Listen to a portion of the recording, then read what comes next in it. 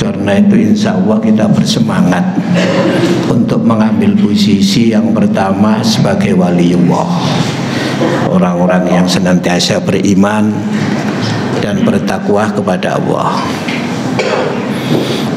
Yang kedua, kita mengambil posisi sebagai Hizbullah, orang-orang yang akidah Islamnya itu sangat kuat.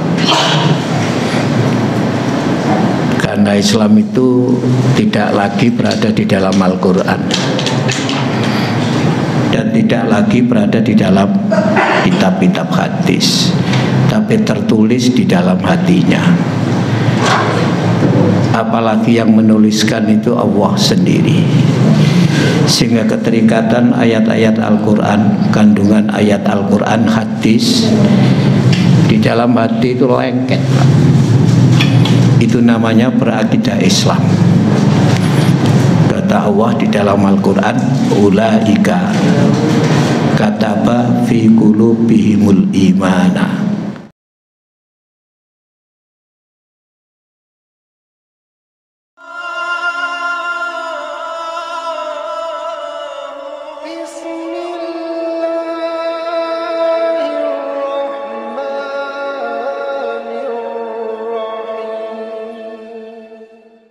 Assalamualaikum warahmatullahi wabarakatuh.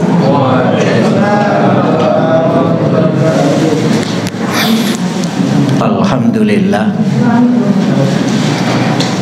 alladzi nazzala al-furqana ala 'abdihi liyakuna lil 'alamina nadhira.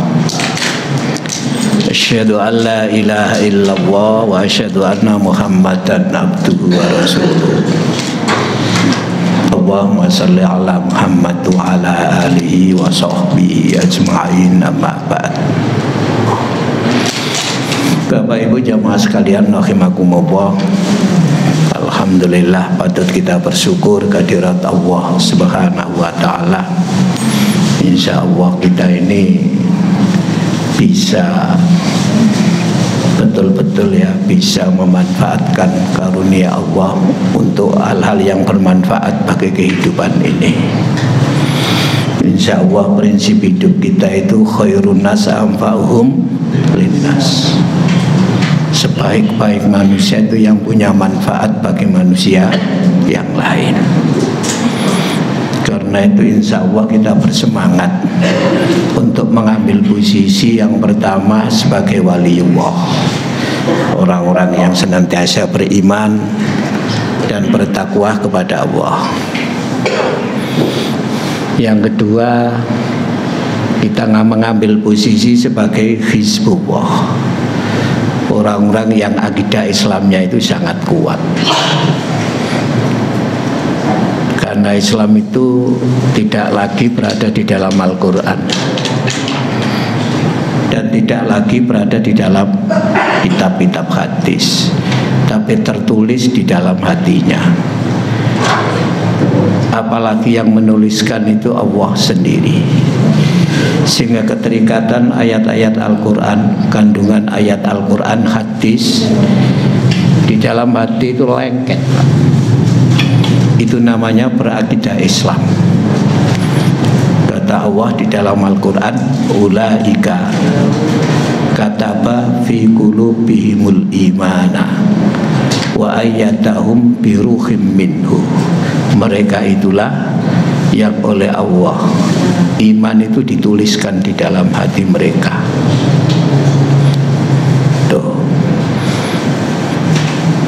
Dan dikuatkan dengan kekuatan dari Allah. Itu namanya Hizbullah.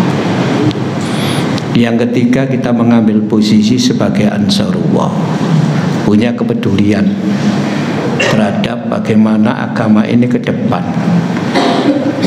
Jadi kita kemudian mengambil posisi Ansarullah, itu penolong agama Allah.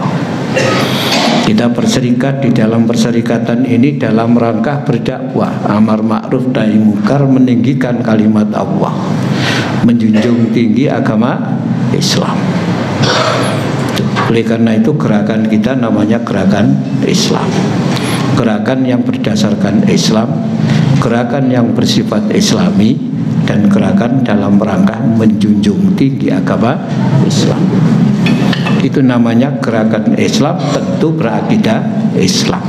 Mudah-mudahan dengan begitu diri kita dimanfaat dalam rangka upaya untuk mewujudkan masyarakat muslim yang sebenar-benarnya, dalam kerangka yang lebih luas mewujudkan baldatun thayyibatun wa rabbun ghafur. Kita ikut peran di situ, meskipun mungkin peran kita tidak sama, tapi semua punya peran ke sana itu. Itu khairun nas anfa'uhum linnas. Oleh karena itu momen-momen seperti sebentar lagi ada momen Idul Kurban, itu perlu kita pahami secara hakiki. Sebab selama ini momen-momen begitu itu sering kita respon secara syariat, belum sampai secara hakikat. Kadang begitu. Kita kemarin punya momen namanya Ramadan, semarak. Tapi selesai Ramadan, ya seperti itu. Mungkin kita belum mengambil momen itu dari sisi hakikatnya. Syariatnya sudah luar biasa. Tuh. Lalu kemudian ada momen Sawalan itu kemarin itu. Kita punya tradisi itu sampai dengan ada yang namanya halal bihalal. Tapi semuanya sering bersifat verbal. Ya ada kegiatan seperti itu. Ya. Tapi hakikatnya apa itu sebenarnya itu? Maknanya apa itu? Lalu sebentar lagi ada momen Idul Kurban. Ya. Nah ini yang kita kaji, ibadah kurban secara hakikat. Apalagi kalau kita kembali kepada organisasi ini, di dalam memahami ajaran itu ada 3 pendekatan. Yang pertama bayani, yang kedua burhani, dan yang ketiga irfani. Yang banyak kita lakukan di dalam memahami momentum itu hanya dari sisi bayani. Bayani itu apa yang tertuang, apa yang dapat kita baca dari teks, tapi belum kita gali makna secara mendalam.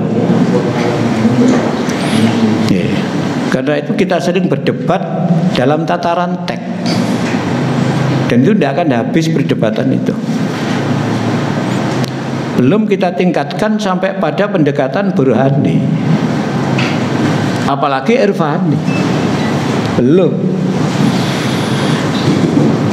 Padahal itu merupakan upaya bagaimana agama ini betul-betul kita pahami secara hakiki, sehingga bisa melekat di dalam hati kita. Menjadi muslim yang sebenar-benarnya itu di situ. Dan memang begitu agama itu. Cuma kita saja belum terkadang sampai pada tahap itu. Ini kita ginikan aja ya. Sik. Ambil aja ini nggih, sik. Ngene aja enak ya, ngene gak iso ya. Ya ambil aja. Ya, inilah maka kemudian temanya apa? Hakikat ibadah kurban. Kalau syariat ibadah kurban pun sampai di dalam Al-Qur'an ada ayat tentang hakikat kurban. Juga ada ayat tentang syariat kurban. Ayo kita sama-sama pahami semua itu, sehingga kegiatan nanti itu tidak sekedar bersifat rutinitas, atau dalam bahasa yang lebih keren bersifat verbal. Wujudnya ya sholat id, penyembelihan ternak kurban yang tadi diumumkan, sudah dapat 8 tuh. Nanti kemudian disembelih. Sampai pada perdebatan lebih utama mana antara sapi dengan kambing. Sampai ke sana nanti itu. Ya karena kita masih dalam tahap bayani. Tuh. Sampai pada kemudian nanti kambing itu akan dinaiki di surga. Sampai pada segitu itu. Karena itu kemudian sampai pada keutamaan. Oke. Itu syariat itu. tentang pembagian daging kurban, tentang kemudian disembelih itu lebih baik tanggal 10 Dzulhijjah apa juga sesudahnya itu baik. Itu jadi perdebatan gitu-gitu itu. Ya karena pendekatannya masih pada tataran bayani.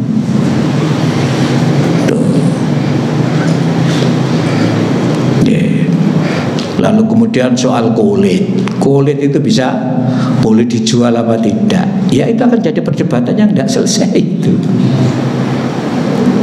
Dan selalu itu yang muncul. Dan terkadang itu jadi problema itu. Di antara panitia itu, loh, yang satu begini, yang satu begini. Itu jadi problem. Bahkan terkadang kita ini punya panduan. Kalau secara syariat namanya putusan Majelis Tarjah itu kadang nggak pernah kita baca lagi itu dan kita dalami. Atau mungkin dikembangkan dengan prinsip seperti itu. Kalau sudah hari-hari begini ini, yang tidak boleh dipotong itu rambutnya yang kurban, apa rambutnya yang dikurbankan. Selalu begitu kita itu. Dan itu terus setiap tahun itu akan hadir. Sehingga momen ini belum bisa kita pahami sampai pada tingkat makna yang hakiki itu. Ini sekedar mengingatkan saja, karena sekali lagi ya, di tradisi kita itu mendekati yang demikian, apalagi sebuah momentum yang agung ini, bukan sekedar dari sisi syariat yang kemudian ya, kita hanya bersifat bayani, tapi juga diperlukan ya, burhani, diperlukan apa? Irfani. Burhani itu dicoba dipahami. Di balik itu ada pendekatan rasio, tapi rasio itu jujur dalam rangka menemukan sebenarnya apa ya itu yang dikandung itu. Tentu itu untuk kita, bukan untuk menyalahkan orang, supaya kita bisa mengambil makna itu. Gila, kita ini kan sering tidak begitu, mengetahui untuk memukul dan menyalahkan orang, seolah-olah kita ini yang paling benar. Padahal di situ ada namanya perbedaan itu. Loh, yang namanya syariat itu kan dipenuhi perbedaan, apalagi fikih. Kalau sudah bicara fikih itu ya jelas akan selalu itu ya, akan selalu menemui perbedaan-perbedaan. Karena apa? Ya karena fikih itu kan berkembang. Fikih itu berkembang. Wong fikih itu hasil pemahaman. Lah pemahaman itu kan kontekstual. Namanya pemahaman. Al-Quran di situ nggak akan ada lagi Al-Quran baru. Hadis sudah selesai dibukukan. Yang berkembangkan pemahamannya. Kalau sekedar pemahaman bayani, tidak burhani, tidak irfani, ya sekedar apa yang ada itu, sehingga betul-betul terkesan sangat dangkal dan sampai pada tingkat hakikat. Misalnya kalau panjenengan membaca surat Al-Hajj ayat 36, nah itu kan antara lain diterangkan secara syariat tentang ibadah kurban. Wal budna, unta misalnya. Jadi ternak unta itu yang disebut sebagai binatang hadyu di dalam Quran, bukan kambing disebut. Meskipun praktik Nabi itu kemudian ya menyembelih apa? Kambing. Berarti kambing lebih utama. Nggak ada yang mengatakan seperti itu. Nanti kalau sudah sampai pada tingkat ya irfani, utama itu bukan di situ nanti. Yang kita temukan utama bukan di situ. Wal budna ja'alnaha lakum min sya'airillah. Kami jadikan, kalau kata Allah ini, kami jadikan al-budna, unta itu di antara syiar Allah. Jangan lupa, ternak yang mau dijadikan hadiah atau kurban itu bagian dari syiar Allah, bukan ternak biasa. Min sya'airillah. Nih. Ya, kita kadang tidak sampai ke sana, nggak sampai ke sana itu. Sampai Sampean pernah membaca di surat Al-Baqarah, Inna Safa wal Marwata min sya'airillah. Sesungguhnya Bukit Safa dan Marwah itu merupakan bagian dari syiar-syiar Allah. Min sya' itu ayat Al-Quran itu. Loh, bukitnya ya seperti itu. Kita lihat ya seperti itu. Tapi di balik itu ada min sya'airillah. Ternak kurbannya seperti itu kita lihat. Tapi min sya'airillah. Ini perlu burhani, ini perlu irfani yang demikian ini. Sebab terkait dengan syiar itu kemudian ya di ayat 32 itu ada ayat zalika wa may yu'adzim sya'airallah fa innaha min taqwal qulub. Demikianlah siapa yang mampu mengagungkan Allah melalui syiarnya, itu berarti lahir dari takwa yang ada dalam hatinya. Hakikat takwa itu di dalam hati. Karena Nabi mengatakan at-taqwa hahuna. Takwa itu di sini. Takwa itu di sini. Ketika bicara di sini, itu persoalan irfani, bukan sekedar persoalan bayani. Saged diikuti to, Pak, ngaji niki, Pak. Nggih. Itu persoalan irfani, persoalan burhani, Pak, itu, Pak. Bukan sekedar persoalan yang ada di dalam teks. Nanti gagal memahami momentum. Makanya ada kemarin pas Ramadan itu disebut madhab Ramadhani itu. Ketika Ramadan bagusnya luar biasa. Ya, begitu selesai Ramadan, ya hilang. Kenapa? Madhabnya Ramadhani. Berbeda dengan madhab Rabbani. Ketika madhab Rabbani, nah Ramadan itu momentum. Selesai Ramadan, ya masih tetap suasana hati, keimanannya, ketakwaannya seperti Ramadan. Namanya madhab apa? Rabbani. Itu istilah saja untuk memahamkan kita, memahami momentum seperti itu. Kalau tidak gagal kita dalam arti memahami sebuah makna yang terkandung di dalam syariat itu. Misalnya ayat tadi itu ya, lakum fiha khairun, kamu mendapatkan ya kebaikan, banyak kebaikan dari syiar Allah al-budna, binatang yang disiapkan sebagai binatang kurban. Makanya dalam Quran binatang yang disiapkan ya untuk binatang kurban itu terutama hadyu namanya qolaid, walal qolaida. Itu surat Al-Maidah kan begitu ya. Walal qolaida.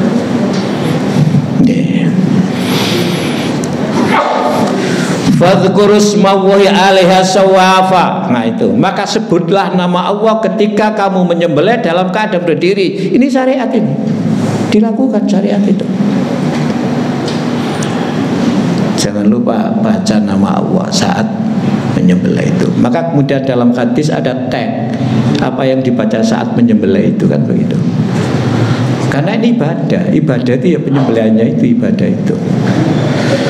Saat menyembelih itu ibadah. Begitu membagi itu sudah masalah sosial itu. Masuk dalam kategori sedekah. Nyembelihnya ini sampai di situ Pak ibadahnya. Maka kemudian ya, fa idza wajabat junubuha, kalau sudah roboh ya, fakulu minah, makanlah loh, diperintah makan. Makanlah darinya itu. Wa atimul qani'ah, berikan makan orang-orang yang cukup, al-qanaah itu. Wal mu'tar, nah itu. Orang-orang yang minta-minta, berikan makan itu. Orang yang cukup boleh diberi. Wong ini sedekah. Bahkan nah, kembali pendapat fikih para ulama, non muslim pun boleh wong sedekah. Zakat saja debatable di kalangan para ulama. Boleh tidak zakat itu diberikan non muslim? Tapi mereka masuk kategori mustahik itu, artinya miskin, fakir, boleh tidak mendapatkan zakat? Itu debatable para ulama.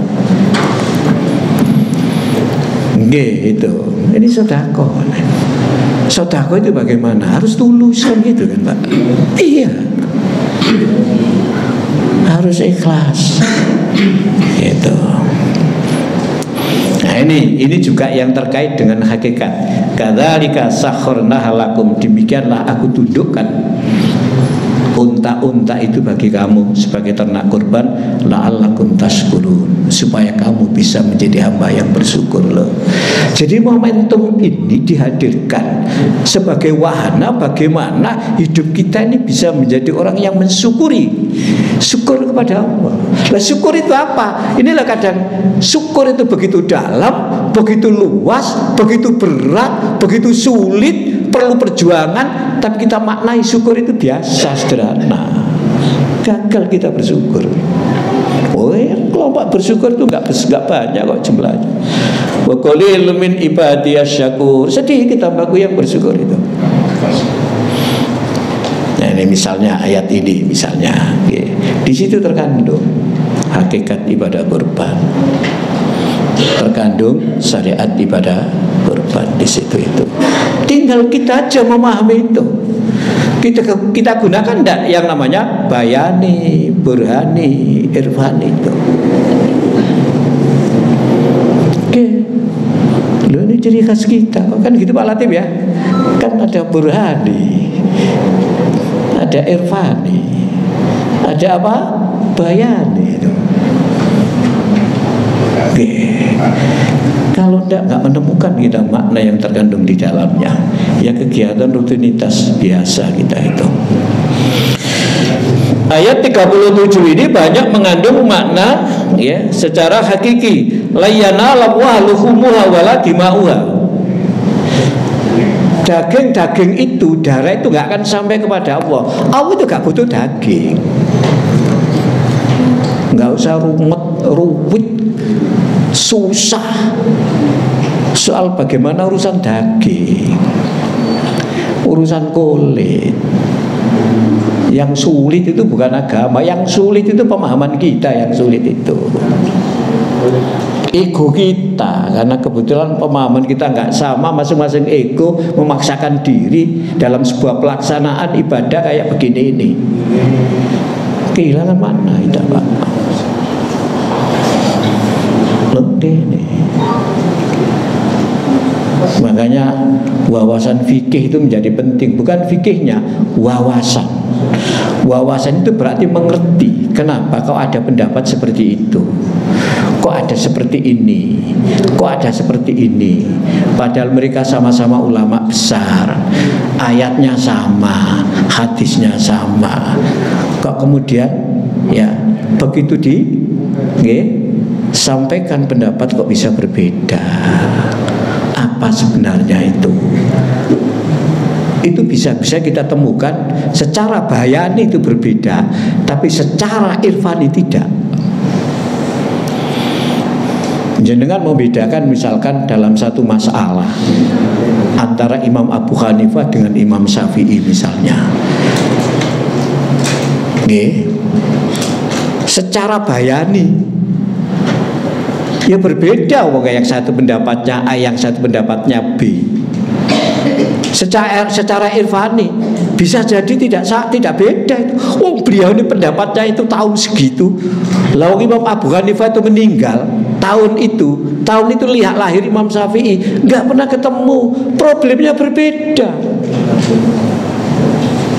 Problemnya berbeda, Pak. Perubahan kehidupannya sudah berbeda itu. Iya. Makanya burhan itu kemudian bisa melahirkan kontekstual. Itu kan burhan itu. Kekinian dan kedisinian. Itu. Seperti itu memahami agama itu. Tuh. Jadi daging-daging kurban itu darahnya juga nggak sampai kepada Allah. Walakin yanalu taqwa minkum, tapi takwamu itu loh, motivasimu itu, bahwa kurban itu menjadikan kita menjadi takwa. Dan karena kita ini orang beriman, untuk bertakwa itu harus kurban. Karena itu saya kapan hari ngaji di Ketegan itu. Lalu Pak Anwar ketua ranting cerita, Ini Ustaz, ada ibu itu yang janda. Dan saya sampaikan itu kemarin di beberapa tempat ini untuk motivasi kita. Tapi dia ikut kurban terus Ustaz. Dengan cara dia itu nabung mulai dari awal. Saya beritahu, sejak dia nabung itulah hakikat dia kurban itu. Karena di situ akan muncul tekad dan ketulusan. Insya Allah yang begitu-begitu tidak ada pikiran macam-macam. Yang begitu-begitu itu tulus itu. Wong ada yang sudah punya duit 4 juta itu, bahkan lebih, si durung diserano panitia, wis kurang sak minggu si durung diserano, si ditokno teko tas dilebokno maneh, dilas lus duwike, barek ngomong ya nasib tak juta. Nah itu ya motivasi itu.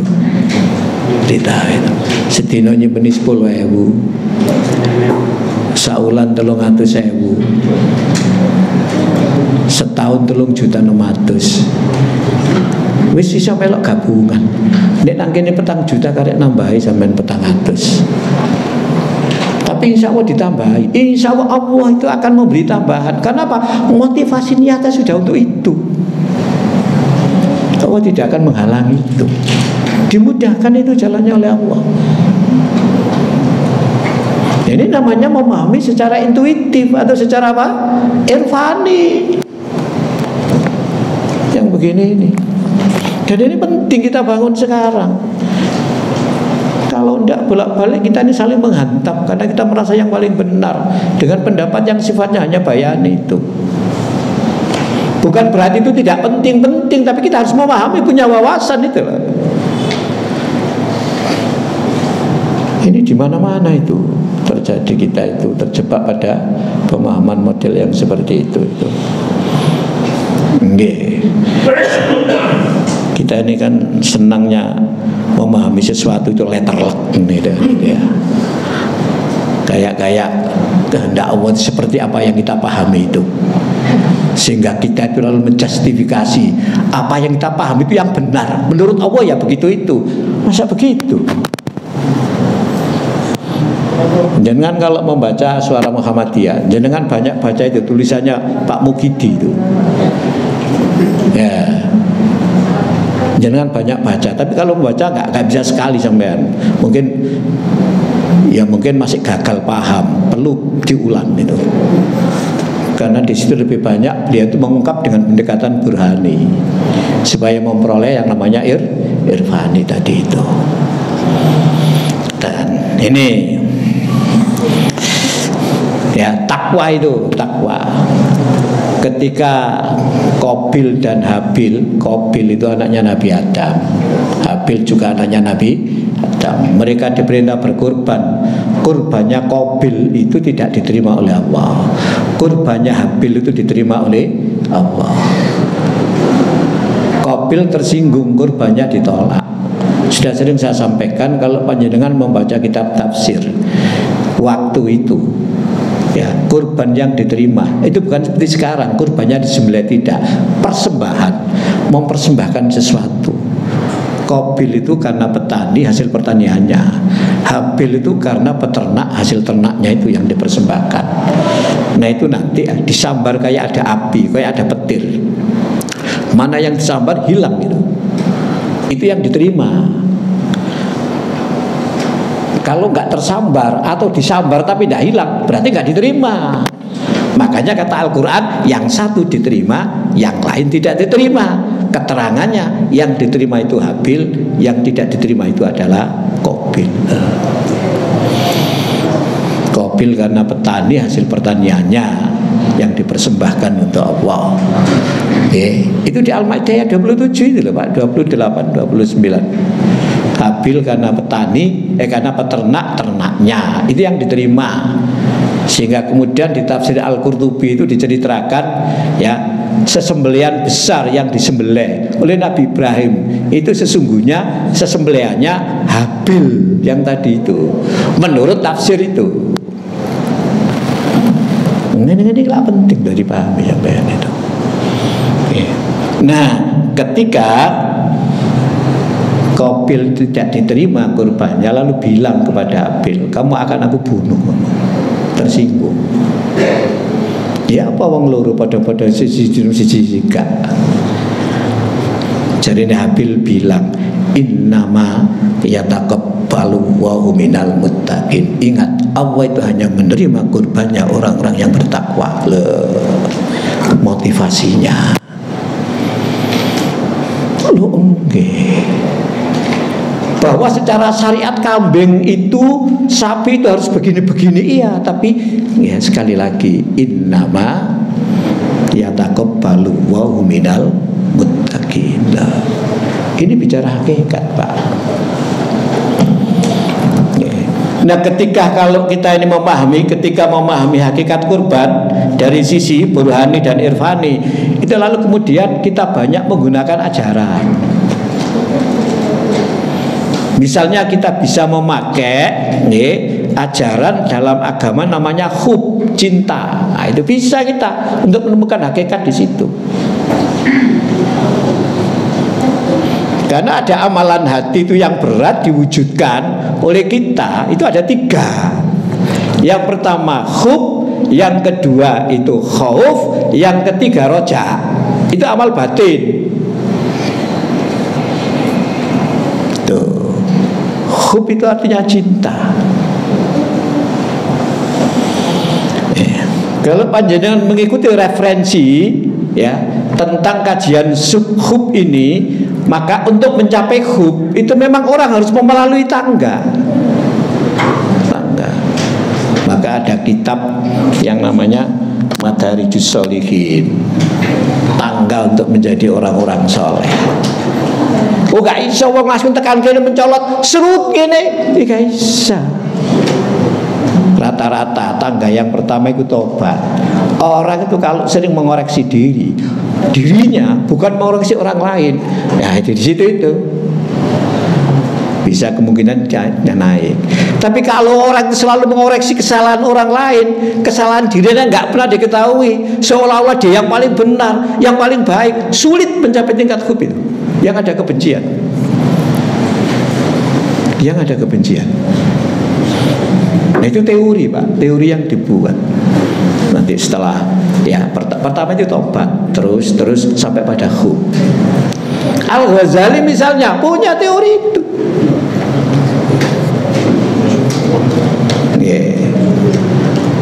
Tokoh ajaran hub itu yang dikenal sebagai tokoh ajaran ya, itu adalah orang perempuan namanya Rabi'ah Al-Adawiyah. Beliau kalau berdoa itu begini, ya Allah, jika aku beribadah ini ingin surgamu, jauhkan surga itu dari saya.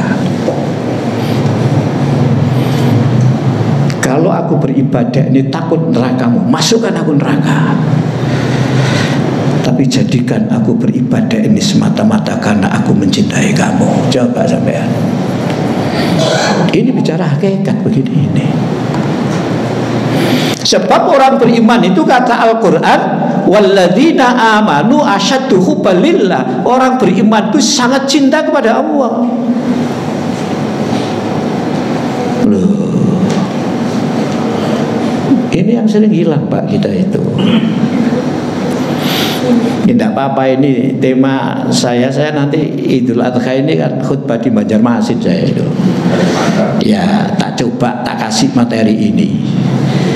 Tapi yo bahasa sih rodok sederhana itu, Pak, gitu. Coba nanti nggak tahu gimana itu. Udah, gak usah kakek ayati telu ae. Ayati ya kumo ya layana Allah. Termasuk waladina amal asyadu balillah itu. Udah gitu aja nanti. Pun saya cetak kok itu sudah kemarin tak ngetik karena pun saya kirim ke Banjarmasin nanti itu. Ya dari situ. Cuma itu kan tag, kalau nggak dijelaskan kan, karena nggak ada pendekatan harus pakai bayak, nggak ada gitu penjelasannya, nggak sampai ke sana. Ya sedang khutbah kok ditulis ya si cebek ngaji. Oh khutbah setengah jam ya, 1 jam harus kepanasan gitu. Kita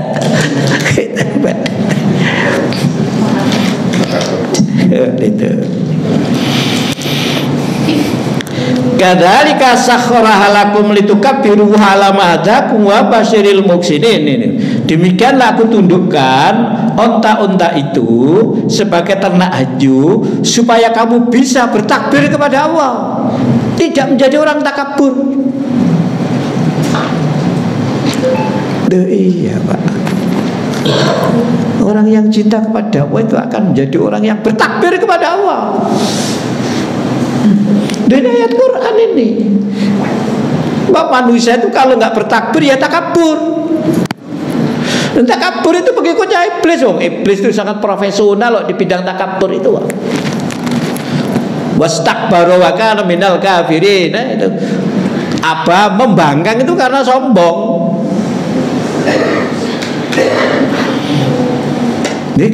Jadi korban itu ada hubungannya dengan walitukabbiru wa ala ma hadakum. Berikutnya wabasyiril muhsinin, berikan kabar gembira kepada mereka yang berbuat baik.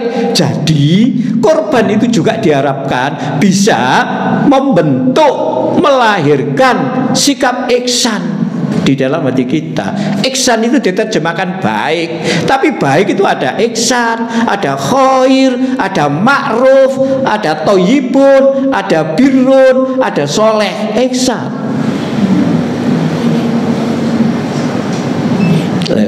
Oke, ngaji di preteli gini siji-siji. Sampai nek ngaji terjemahan, ihsan baik terjemahane. Khair ya baik terjemahane, katanya. Ini hebatnya lafaz Arab itu di situ. Secara definitif masing-masing itu ada tempatnya. Oke, sampai lagi ada birun baik. Oke. Thayyibun ya baik, ini sampean ya. Hak soleh ya baik, anak soleh ya anak baik, sampean itu. Tapi bagaimana sesungguhnya gambaran masing-masing itu? Di dalam Quran dikatakan wabil walidaini ihsana. Ya, terhadap kedua orang tuamu itu ihsan. Begitu dia ihsan, namanya birrul walidain. Namanya sudah birrul walidain itu. Tapi karena tidak dalam rangka menerangkan itu ya nggak usah diterangkan. Pokoknya ngono sampean wis seru gitu ya. Itu hebatnya lafaz Arab itu. Nasiyah itu ya lupa, ghaflah itu ya lupa, sahana itu ya lupa. Tapi ketika bicara sholat ya, fawailul lil musallin alladzina hum an sholatihim sahun, pakai sahana lafadznya itu. Tapi ketika sampean membaca terjemahan, sahana ya diterjemahkan lupa, nasiyah ya lupa, ghafilun ya lupa terjemahannya. Nah, itu nih kesampaian itu. Inilah kenapa pentingnya ada pendekatan bayani, burhani, irfani. Dulu saya kuliah S3 itu yang ngajar ini dulu itu Pak Amin Abdullah itu dulu mantan ketua majelis tarjek PP itu. Ya, tapi beliau menggunakan ya menggunakan pemikirannya Abid Al-Jabiri waktu itu. Dan dia bawa kitabnya itu. Terus bawa alat untuk bisa menyoting kitab itu lalu ditampilkan di papan ini, semua melihat di papan saja itu. Nih, beliau menggunakan itu. Ya kebetulan saja ada mata kuliah itu waktu itu. Ya Pak Amin Abdullah itu loh yang ngajar itu. Dulu majelis tarjek PP itu, mantan rektor UIN Jogja itu. Tuh, nah itu. Jangan sampeyan wis gak usah belajar ngono-ngono Gus, pokoke dadi wong sing muksinin ngono ae lho ngono ya. Kita ihsan sampean. Wabil walidaini ihsan, wabidil qurba itu ihsan, kerabat ihsan, orang miskin ihsan, nggih, anak yatim ihsan, tetangga dekat ihsan, tetangga jauh ihsan sampean, teman sebaya ihsan. Sampean itu ya ihsan wa basyiril muhsinin itu. Nah, kalau momentum dan kegiatan yang kita pahami sampai pada tingkat itu, ya kita akan temukan hakikat. Minimal tadi itu cinta. Nah, kita pakai itu saja, namanya hub. Hub. Tuh, sebab sekali lagi hub itu kalau kita di dalam referensi makom tidak ada seorang tokoh. Karena kata Ali bin Abi Thalib itu begini loh, orang beribadah itu dipetakan menjadi 3. Ada orang beribadah itu karena pahala, bukan berarti tidak boleh, memang nggak apa-apa gitu. Yang kedua, ada orang beribadah itu karena takut disiksa. Tapi ada orang beribadah itu karena enggak itu semua, semata-mata dia mengabdi kepada Allah, tulus. Soal disiksa apa diberi pahala, terserah Allah itu, terserah Allah. Sehingga kata Ali, ada orang beribadah itu seperti ya pedagang. Karena apa yang diharapkan itu pahala. Ini ada kelemahannya. Biasanya kelemahannya cari ibadah yang ringan, pahalanya yang besar gitu, yang banyak gitu ya. Ya kan gitu ya. Oh iya, makanya Ramadan itu karena pahalanya banyak, orang bersemangat beribadah ini. Bersemangat beribadah. Tapi kan baik, aduh baik, bukan nggak baik, tapi dipetakan gitu loh. Dipetakan saja itu. Pemetaan itu kan penting toh. Karena Pak Latif juga membuat pemetaan ranting itu, ada ranting yang mandiri dan memberi. Gitu Pak Latif ya. Ada ranting yang mandiri, ada yang tapi belum bisa memberi. Ada ranting yang mandiri tidak, memberi tidak, tapi diberi. Itu loh namanya itu. Itu dipetakan itu. Nek kayak gak paham kita perkembangan masing-masing untuk memetakan itu. Dari apa yang harus kita lakukan? Ya pokoknya ngelakoni kudu tok, gak ada pemetaan. Nih, kalau beluran ini apa Pak Latif? Masuk apa Pak Latif? Ini masuk kategori sudah mandiri, sudah memberi. Sudah mandiri, sudah memberi. Ya itu. Lha urusan kanca-kanca tadi ku ya gak apa-apa digarap, yang penting iku aja sapa sing dilebokno wis monggo. Masuk kategori ini siapa, masuk kata ini ada berkembang nanti perkembangan. Mengembangkannya ini bagaimana? Yang susah itu kan ini dikembangkan tapi gak semet barek yang ada di ranting gitu loh Pak. Nggih. Diworong iku sik meneng tok, diangkat iku sik gak mlaku ngoten lho. Kadang-kadang iki ngoten. Iki diapakne. Kadang gitu. Terus diangkat iki gak mlaku gitu. Disewur iki mlaku tapi wah bote masyaallah. Dan memang tugas kita itu begitu kok. Ya tugasnya ke jorong iku mau dorong kan Pak Rizal nggih. Tugasnya niku. Yo sampai nurus langsung loh. Wong ada pimpinannya yang punya apa itu kan mereka. Itu loh kita mendorong. Itu nah ini. Jadi ayat ini ya yang 37 ini ya memberikan isyarat tentang ada hakikat itu di situ itu di dalam sebuah ibadah namanya ibadah kurban. Karena apa? Dagingnya tidak sampai kepada Allah, darahnya juga nggak sampai kepada Allah, tapi takwanya itulah sehingga kegiatan ini harus mampu menjadikan kamu orang yang bertakbir kepada Allah dan menjadikan kamu orang-orang yang berbuat ihsan. Sehingga ini juga bagian daripada wahana spiritual. Apalagi ini belum mengacu pada Nabi Ibrahim loh Pak, belum. Kajian kita nanti kalau kemudian kita sudah paham bagaimana hakikat itu, baru kita melihat nanti bagaimana sejarah korban yang tidak bisa dilepaskan dari kehidupan perjalanan hidup Nabi Ibrahim bersama keluarganya. Belum. Sehingga beliau mendapatkan predikat Abul Anbiya wal Mursalin, bapaknya para nabi dan rasul, mendapatkan predikat dalam cara peradaban Islam itu adalah bapak monotisme, bapak tauhid, yang dalam bahasa mukaddimah kita itu, mukaddimah DART itu adalah hidup berdasarkan tauhid, beribadah kepada Allah dan ikhlas. Kalau bahasa Qur'annya adalah wajjahtu wajhiya lilladzi fataras samawati wal ardo hanifah, itu yang untuk Nabi Ibrahim. Kalau untuk turunannya kepada Rasulullah Muhammad itu adalah innas sholati wa nusuki wa mahyaya wa mamati lillah, itu belum, itu kita belum sana, belum Ibrahim itu. Makanya beliau disebut dengan Abul Anbiya wal Mursalin, disebut dengan bapak monotisme, bapaknya tauhid.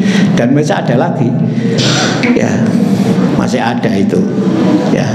Dalam hal yang bersifat manusiawi, beliau itu dikenal dengan proklamator keadilan ilahi. Luar biasa, Pak. Dan beliau dihadirkan menurut surat 60 ayat 4 ayat 6 adalah sebagai suri tauladan bagi kita. Nabi Ibrahim itu surat 60, zaman buka surat 60 itu. Aku jalan tolong dibuka surat 60 sehingga HP ayat 6-nya dulu, ayat 6-nya dulu. Ayat itu mirip dengan surat 33 ayat 21. Mirip, bukan sama persis mirip, tapi substansinya sama sebenarnya. Cuma yang satu Nabi Ibrahim, yang satu Rasulullah Muhammad SAW. Itu semua akan bisa kita peroleh kalau kita itu menggunakan pendekatan tadi itu, bayani, burhani, irfani itu. Zaman baca dulu, zaman baca.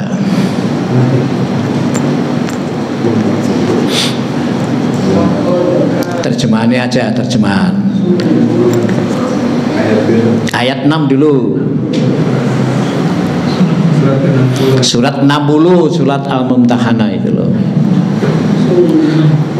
Laqad kana lakum fihim uswatun hasanatul liman kana yarjullaha wal yaumal akhirah. Itu bunyinya mirip dengan ayat 21 surat 33. Bunyinya laqad kana lakum fi rasulillahi uswatun hasanatul liman kana yarjullaha wal yaumal akhirah. Loh, sampean.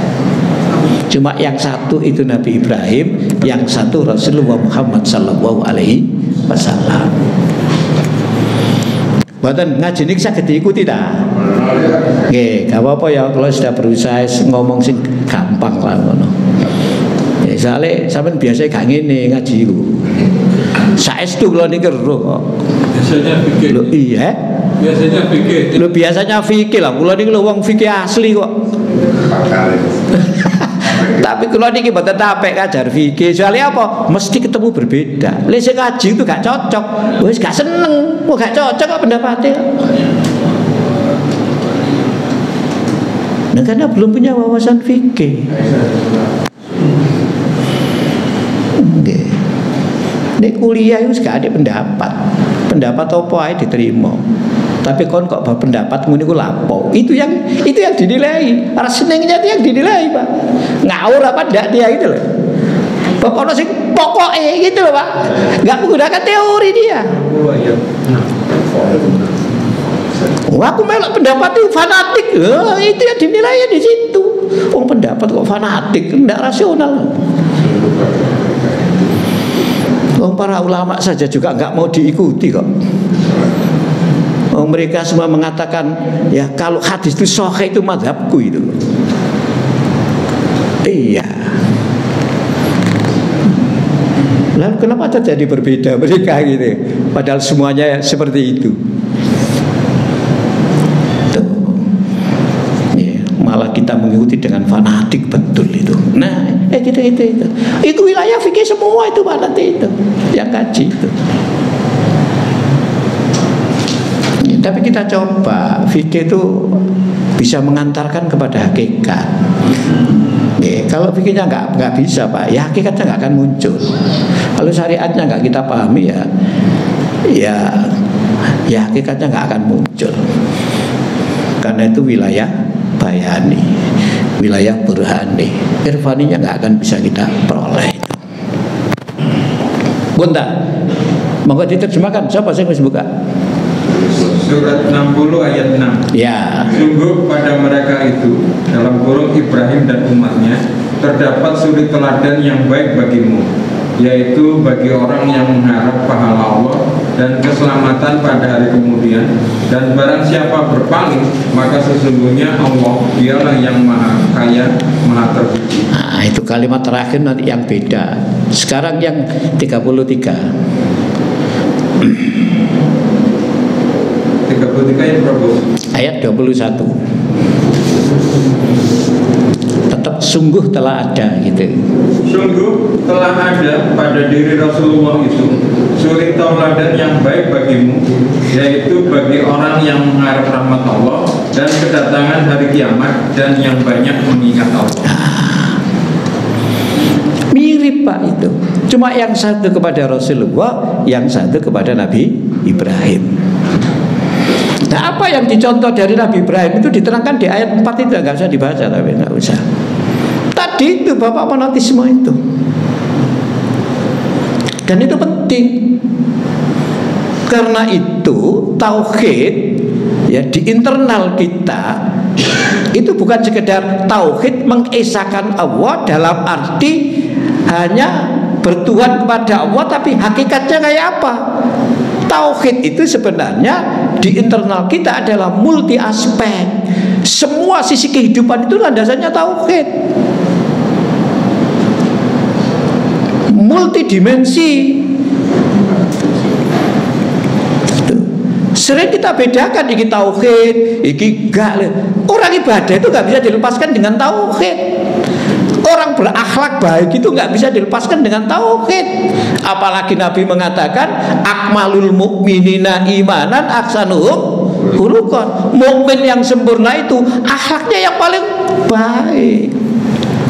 Kalau akhlaknya nggak baik, ya diragukan tauhidnya. Berarti dia hidup tidak beribadah kepada Allah, nuruti egonya, nuruti marahnya, nuruti kebenciannya.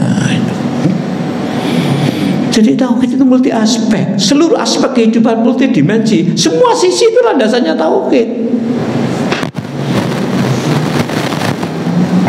Innas sholati wa nusuki wa mahyaya, seluruh kehidupan ini landasannya tauhid. Lillah. Itu kan ayatnya. Sekali lagi, kalau di Muqaddimah itu ya, hidup berdasarkan tauhid, beribadah dan ikhlas. Ya rumusannya saja dibuat begitu itu loh Pak. Karena rumusan ADART ya seperti itu. Monggo lah ngaji model begini. Mas yo kalau sing ngaji sampean ngaji dhewe gak apa-apa. Bola ketemu.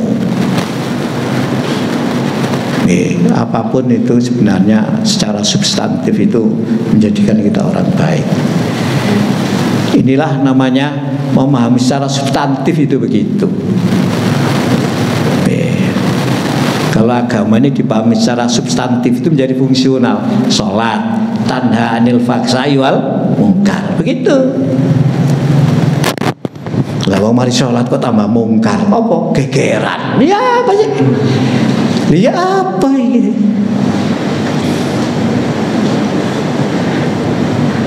Sehingga apa nih sampean nonton di YouTube itu ya? Nah masjid ono geger gara-gara masjid itu tinggali sholawatan. Lihat si mari sholat kok geger. Lihat apa ini lah? Lah kok etika ini kok gak kemudian ditampilkan lah di situ itu? Kalau mau mengingatkan ya bagaimana caranya gitu. Ya gitu. Kalau itu misalnya pendapatnya masing-masing, ya sudah, nggak perlu disalahkan. Masing-masing punya alasan kok. Diskusi boleh, itu nggak apa-apa. Begitu sama-sama ngotot, ya terjadi kemudian. Terjadi apa ya, perselisihan. Zaman kalau nggak bisa memahami begini, ya di dalam persyarikatan itu sulit menjadi kompak sampean. Karena masing-masing akan dikuasai oleh egonya masing-masing. Ya, sudah kita sampaikan di beberapa beberapa tempat. Ini Pak Latif ini ada. PCM itu mengembangkan 3 ya, untuk kebersamaan kita itu bekerja bersama, saling membantu, bukan saling menjatuhkan antar kita itu. Bahwa kita itu banyak kekurangan itu kita akui, tapi kita ini satu kesatuan karena kita itu berserikat. Bahwa kita banyak kelemahannya itu iya. Tuh. Lalu kita ciptakan konsep jamaah. Tuh. Jamaah itu dalam payung Muhammadiyah sepanjang. Sekolah Muhammadiyah, duduk SMA Muhammadiyah, jamaah itu kita jaga. Lalu kita ingin kemudian mengelola ini ya dengan model corporate. Artinya meskipun kita itu gerakan dakwah kudu golek duit sakake-akeh, kudu nyambut gawe. Bukan pribadi kita yang dapat duit itu. Ya gerakan dakwah itu kudu ono danae. Kalau sampean lihat RAB-nya PCM itu 15M, lalu njaluk sumbangan sapa sampean? Minta sumbangan sinten sampean? 15M itu belum investasi sampean itu. Itu belum RAB-nya sekolah-sekolah itu dan rumah sakit belum. Itu kebutuhan PCM itu. No, oke. Mboten saged dadi pengurus PCM kok meneng tok ae. Men saged ya bendino kaya nyambut gawe gak mulai muter ngoten iki sampean. Untung kalau Pak Latif kalau jai terus iki. Soale wong siap ngoten mantan kokap ngoten ya.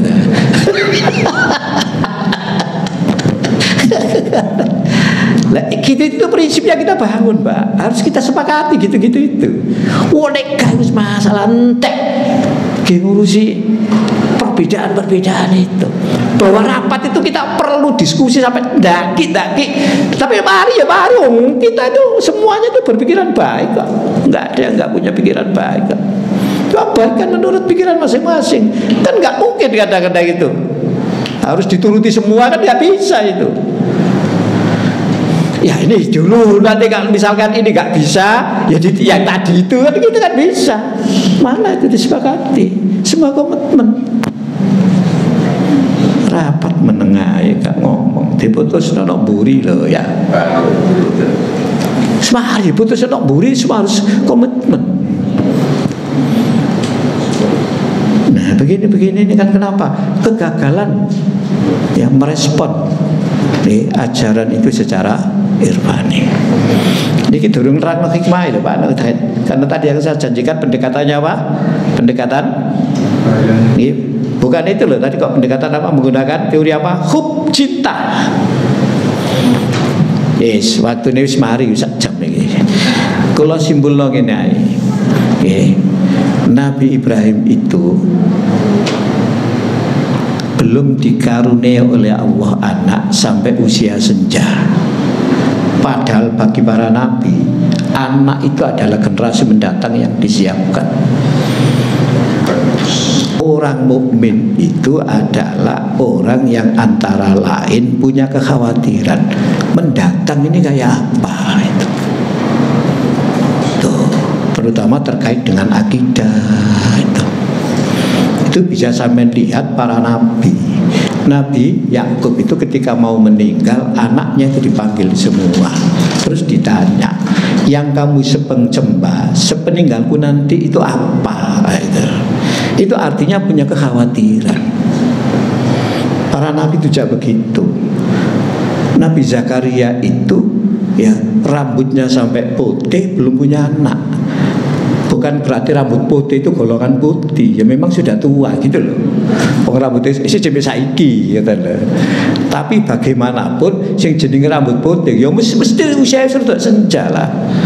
Dini kok rambutnya putih usia jenom, itu namanya keistimewaan gitu loh ya. Pengecualian dulu wis tua kok rambutnya seirek terus, ya itu keistimewaan lah kata dah. Pengecualian utawa nek gak ono kan ya dia apa disampo ireng kan sampean. Lho nggih, durung duwe anak khawatir. Nggih. Mewaroi sepeninggalku nanti ini gimana nasibnya ini? wa inni khiftul mawaliya min waroi wa kanat imraati akir. Bojo saya itu mandul tua lagi, sambat teng Allah dikai anak jenenge Yahya itu. Kemudian Ibrahim sama itu. Oh, hitane umur 80 sampean. Dikhitan dengan apa? Kudum. Kudum itu ada yang memaknai tempat. Kudum itu tempat antara Suriah dengan Palestina. Tapi kudum itu ya ono sing memaknai pecok. Mosok khitan mbek pecok rek ngono. Wong pecok ge medhotno balung. Tapi begitulah terjemahannya itu. Tuh, jadi punya anak itu sudah senja. Betapa senangnya cintanya kepada anak. Di saat itulah Allah menguji itu. Cinta Allah apa cinta anak? Di dalam Quran ditegaskan, apa betul orang itu cinta anak? Secara naluri itu iya. Zuyyina linnasi hubus syahwati minan nisa wal banin. Bahkan diteruskan, ya. Zuyyina linnasi hubus syahwati minan nisa wal banina wal mukontoroti, gitu ya. Oke, begitu Pak ya. Minal fiddati, minal zahabi wal fiddati. Dijelaskan dirinci itu. Wal khailil musawwamati wal an'am wal haras. Tapi ditegaskan zalika mataul hayatid dunya. Ditegaskan lagi wallahu indahu husnul ma'af. Itu menungso itu memang oleh Allah dijadikan cinta anak.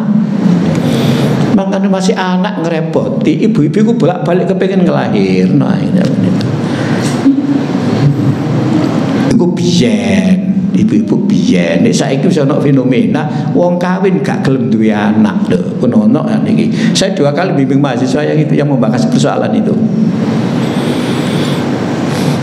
Nek biyen bolak-balik duwe anak. Kayak masih gak dek turu nang ngene dipan, turune nang ngene keloso sing akeh tinggi ini, sekono asine ini udan kadang kebocoran, bentahun tuh ya anak sampai terlulas anak rolas, gak wangel-angel golekno pangan anak itu yo wis gak koyo saiki teknologi canggih bareng gak ngono bondone ya mek caluk, pacul, arit, linggis. Sing pirang-pirang tahun juga kira-kira gak rusak-rusak, linggis juga rusak-rusak. Tapi ngono anake 14, ngono yo dadi jenderal bareng anake. Saiki teknologi canggih. Ya. Gawe online macam segala, anak loro ae bingung ya apa sampean ini. Bingung sampai orang sekarang fenomena tidak mau punya anak jadi ada. Apa sih jadi istilahnya apa Pak? Istilahnya kayak gereja. Saya 2 kali belajar mahasiswa tentang bahas itu.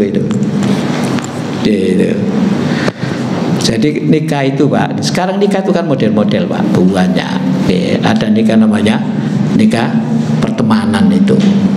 Jadi konco mergo akrab mahasiswa supaya gak dosa nikah, tapi kan nikah sebagai suami istri gitu namanya. Ana wong lanang wong wedok tugas bersama. Ya sing wedok durung duwe bojo maksudnya iku. Ya supaya gak ono masalah nikah, namanya nikah misiar. Itu banyak sekarang fenomena itu muncul. Kalau ini saya pernah bimbing di kami siar ini, karena ada buku yang mengungkap itu, tak beritahu. Ono buku nih, ada bawa sini dulu bukunya. Saya kan belum tahu bukunya. Atau ya wes gak apa-apa. Dari Mesir bukunya itu. Nah itu, kayak gitu-gitu itu sampai itu, cinta. Oh, bagaimana cinta anak berperan pada anaknya? Saat cinta itulah, ya diperintah untuk menyembelih. Kalau disembelih mati wis. Tapi dilakoni Pak Ibrahim itu percaya sama Allah. Wis gak mikir anaknya mati apa anaknya urip, gak mikir. Pokoknya ini perintah Allah. Ini cintanya kepada Allah itu. Wis gak dipikir Pak itu Pak. Perintah Allah. Perintah Allah. Dan Ibrahim itu 3 hari loh mimpi itu, enggak sekali Pak. Yakinnya itu karena 3 hari mimpi itu. Nggih. Nah, ngaten nggih. Itulah walladzina amanu asyaddu hubban lillah. Sehingga panjenengan baca di surat apa itu? An-Nahl itu ya. Ayat berapa? 120 apa 21 itu.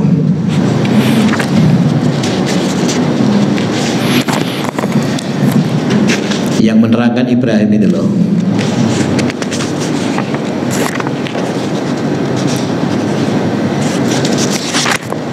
Inna Ibrahim itu imaman itu loh. Nah, itu ya ayat 120 itu monggo.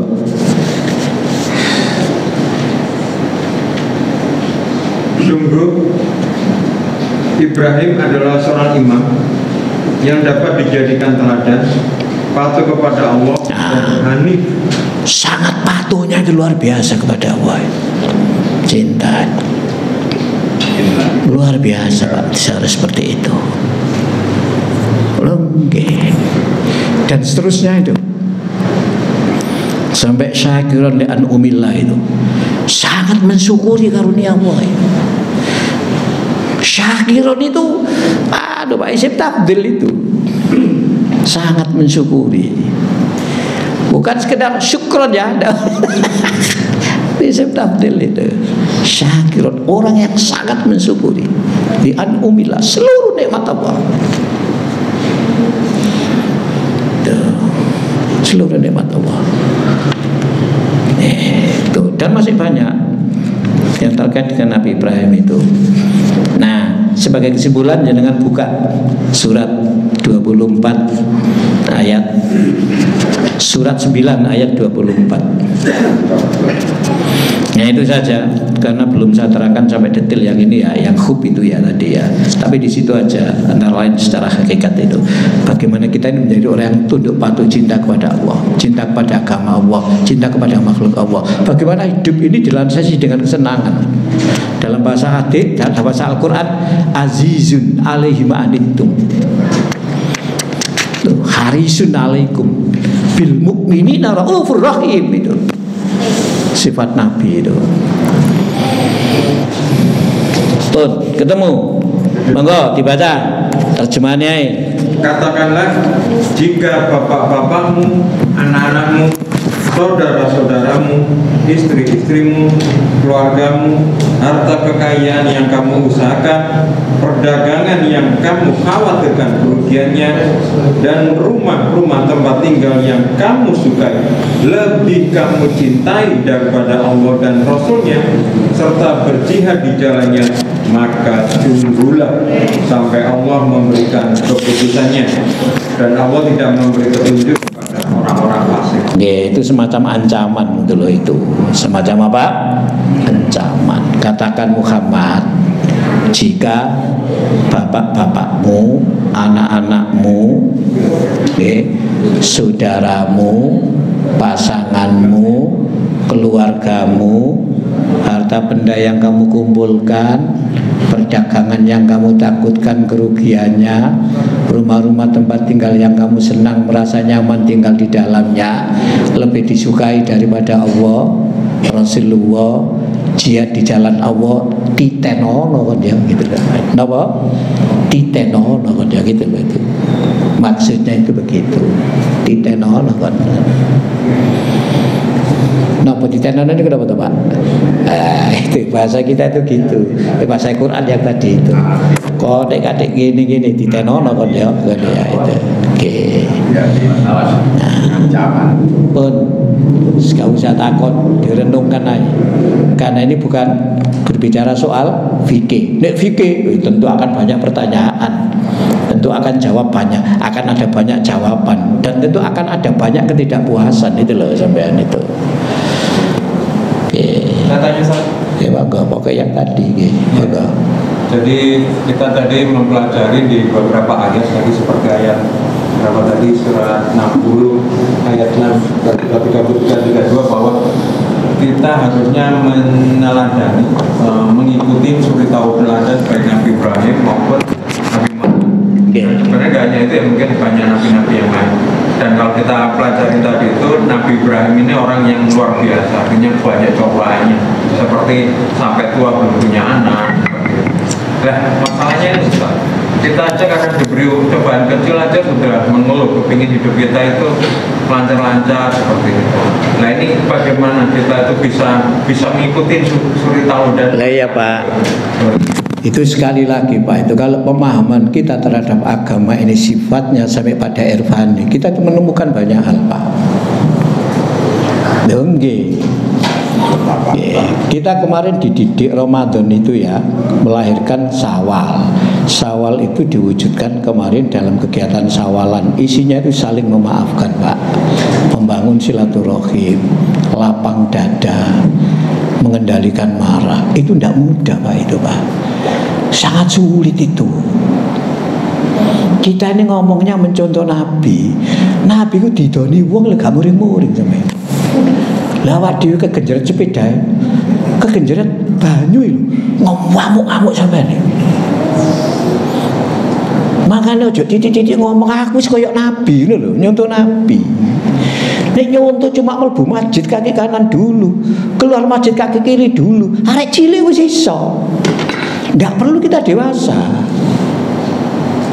Tapi kalau yang seperti itu sebenarnya apa sih Pak yang diamalkan Nabi itu? Kok gak marah itu loh, kenapa? Apa Nabi gak wani gitu? Wong Nabi kok gak wani? Wong panglima perang bolak-balik kok gak wani Nabi? Wong daksur itu loh, ketika Nabi duduk menghunus pedang, daksur itu loh, ya. Kan ngoten ya pedangnya, Muhammad, sekarang kamu ada di depan saya, siapa yang akan melindungi kamu? Tenang aja Nabi. Allah yang akan. Begitu ngomong Allah, logur. Dicoba baru. Saya kita sur, pedangin aku. Siapa sih melindungi kon? Nah, oh Nabi lu didoni lho Pak sampean. Gak ngamuk Pak sampean. Nah wak dhewe dilirik tok nes gak karo-karo. Apa sing dilirik bojone cemburune masyaallah.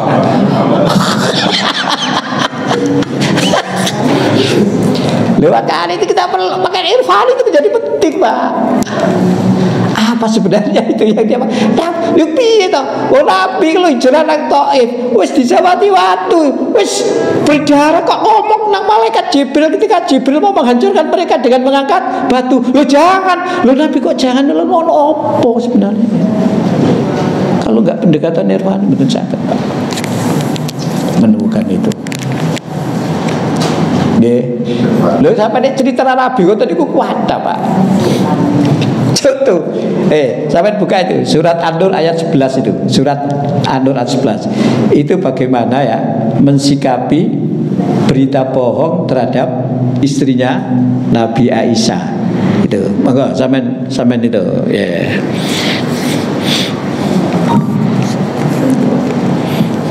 Oh banyak Pak ayat-ayat yang begitu itu sampean itu. Monggo, ini contoh saja sampean pendekatan di balik yang sesungguhnya, ya monggo. Sesungguhnya orang-orang yang membawa berita bohong itu adalah dari golongan kamu juga. Janganlah kamu mengira berita itu buruk bagi kamu, bahkan itu baik bagi kamu. Aisyah itu dituduh berbuat selingkuh, kan ngoten kan? Dan itu lama Pak, tidak terungkap kebenarannya itu. Dan sangat kuat berita itu mempengaruhi pikiran orang. Kalau bahasa sekarang narasinya itu kuat Pak, framingnya itu bisa masuk pada pikiran-pikiran orang, termasuk orang Islam sendiri.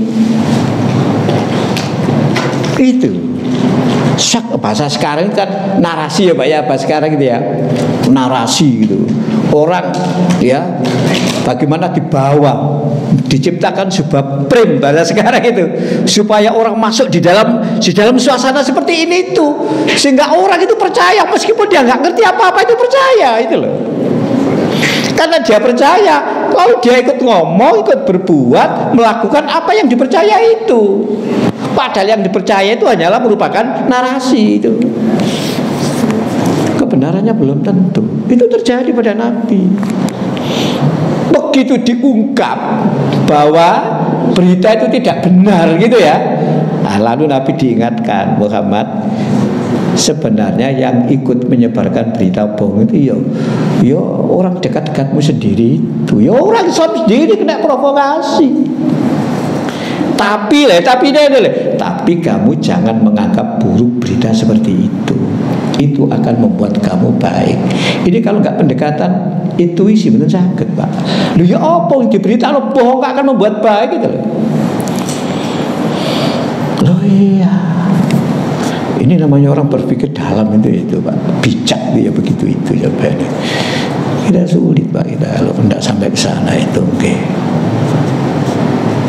Ya agama sini benteng seweng tok sampai adik gak sampai ke sana kita itu ya. Tuh. Segera itu cukup setengah songo demikian. Suwi-suwi tambah kesuwen dirasanya gak enak.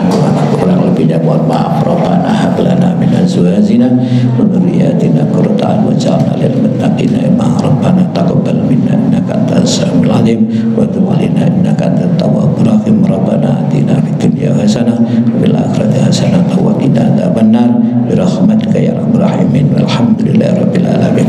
Sekali lagi kurang lebihnya mohon maaf. Assalamualaikum warahmatullahi wabarakatuh.